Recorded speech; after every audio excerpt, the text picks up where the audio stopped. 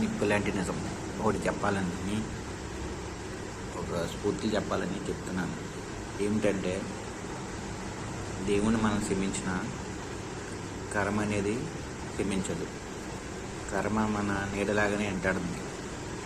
తిరిగి వడ్డీతో సహా మనం చేసిన తప్పులు పాపాల రూపంలో తిరిగి మనకి ఇచ్చేస్తుంది.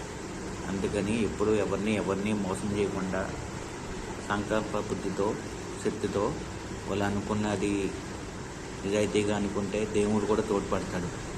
అంతేకాని ఎవరినైనా మోసం చేద్దాం, వాళ్ళు మోసం చేస్తే మనకెందుకు, ఏదో చేసిన ఏం కాదన్న వాళ్ళకి కర్మ అసలు వదలదు.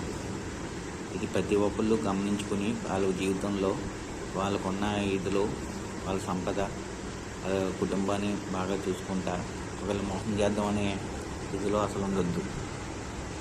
అది ఉన్న నెక్స్ట్ వచ్చిన ఆలోచన వచ్చిన మీటే మనం అరే ఎందుకు వాళ్ళు మోసం చేసామనే బాధ ఒక్కరోజు మళ్ళీ తిరిగి వాళ్ళకే వచ్చేస్తుంది. దయచేసి అలాంటి మాటలు, అలాంటి ఆలోచనలు కానీ, అలాంటి ఇది కానీ చేయొద్దు.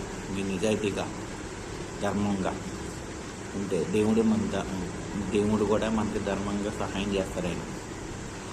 దయచేసి ఎప్పుడు ఒకరిని మోసం చేద్దామని చేయొద్దు. ముఖ్యంగా డబ్బుల విషయంలో ఎవరిని మోసం చేయొద్దు.